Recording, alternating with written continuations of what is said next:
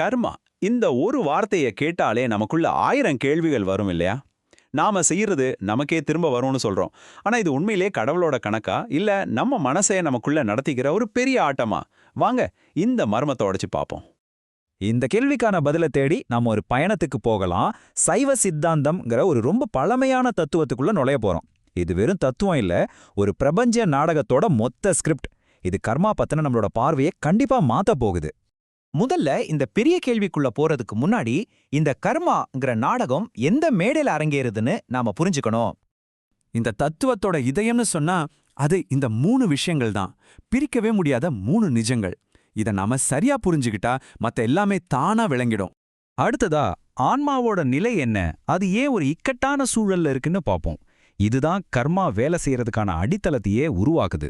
முதல்ல வர்றது பதி, அதாவது இந்த மொத்த பிரபஞ்ச நாடகத்தோட டைரக்டர், எல்லாம் தெரிஞ்ச எல்லையற்ற கருணை கொண்ட இறைவன்.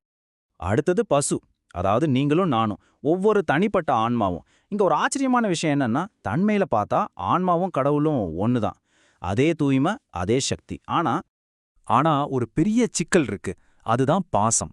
இது ஒரு கட்டு மாதிரி, ஒரு திரை மாதிரி. நம்மளோட உண்மையான தெய்வீக தன்மைய நம்ம கிட்ட இருந்தே மறைக்கிற ஒரு விஷயம் இது. இப்போ இந்த ஸ்லைட பாருங்களேன், ரொம்ப அழகா விளக்கியிருக்கு.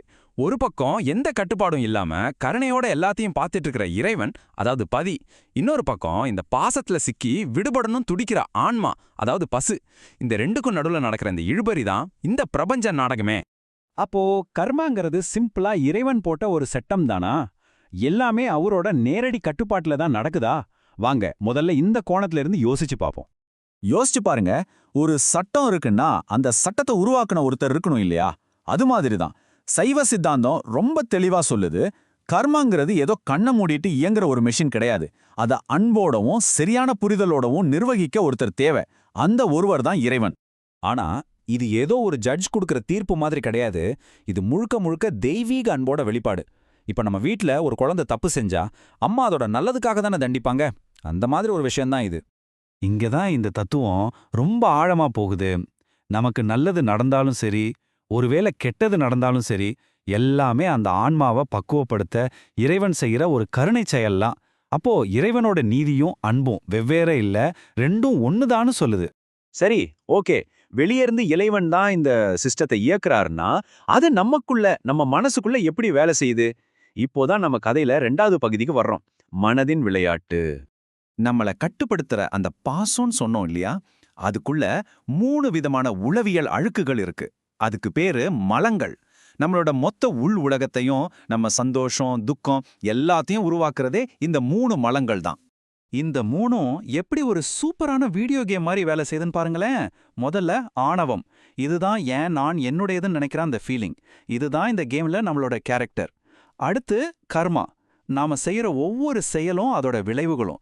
இதுதான் இந்த கேமோட ரூல்ஸ். கடைசியா மாயை. நாம பார்க்கற, உணர்ற இந்த உலகமே அதுதான். இதுதான் நாம விளையாடுற அந்த பெரிய ஆட்டக்களம். பாத்தீங்களா எவ்வளோ கச்சிதமா நமக்குள்ளேயே ஒரு முழு விளையாட்டு நடக்குதுன்னு. இப்ப நம்ம கிட்ட 2 விதமான விளக்கம் இருக்கு. ஒன்னு, கடவுள் வெளியிருந்து இதை இயக்குறாருன்னு சொல்லுது. இன்னொன்னு, எல்லாமே நம்ம மனசுக்குள்ள நடக்கிற விளையாட்டுன்னு சொல்லுது. இதுல எது சரி? இல்ல இது ரெண்டும் எப்படி ஒன்னா சேருது?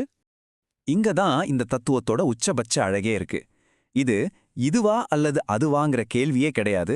ரெண்டும் ஒண்ணுதான். இறைவன் வெளியே இருந்து விதியை நிர்வகிக்கிறார். அதே சமயம் ஆன்மா உள்ள இருந்து அதை தன்னோட ஈகோ, செயல், பார்வை மூலமா அனுபவிக்குது. சிம்பிளா சொன்னா ஒரே நாணயத்தோட 2 பக்கங்கள் மாதிரி. இத விளக்க ஒரு அருமையான வரி இருக்கு. ஒரு அழுக்கை எடுக்க இன்னொரு அழுக்க பயன்படுத்துறது. நம்ம கையில எண்ணெய் பிசுக்கு இருந்தா சோப்பு போட்டு தானே கழுவுவோம். அந்த மாதிரி இறைவன் கர்மா, மாயைங்கிற இந்த கேமை வச்சு நம்மக்கிட்டே இருக்கிற ஆழமான அழுக்கான ஆணவத்தை சுத்தம் செய்ய வைக்கிறார். எவ்வளோ ஆழமான சிந்தனை பாருங்க. அப்போ கடைசி புள்ளி இதுதான். கர்மாங்கிறது கடவுளோட செயல் மட்டும் இல்ல, அது நம்ம மனசோட விளையாட்டும் கூட. ரெண்டையும் பிரிக்கவே முடியாது. இது ஒரு தெய்வீக அமைப்பு. ஆனா அது நம்மளோட உள் உலகம் வழியா தான் இயங்குது. சரி, இவ்ளோ பெரிய, இவ்ளோ சிக்கலான ஒரு சிஸ்டம் எதுக்காக இயங்கணும்?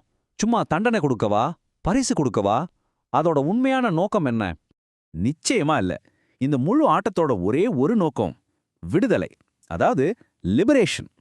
வெறும் பரிசு, தண்டனை எல்லாம் கிடையாது. ஆன்மா தனக்கு தானே போட்டுக்கிட்ட எல்லா தடைகளையும் உடைச்சு தன்னோட உண்மையான எல்லையில்லாத தெய்வீக தன்மையை உணர்றது தான் இந்த பயணத்தோட ஒரே இலக்கு. இது நம்மள ரொம்ப ஆழமான ஒரு கேள்வியில கொண்டு வந்து நிறுத்துது. நம்மளோட மனப்போராட்டங்கள், நம்மளோட கஷ்டங்கள் எல்லாமே ஒரு தெய்வீக வழிகாட்டுதலோட ஒரு பகுதினா, அப்போ உண்மையான சுதந்திரம்னா என்ன?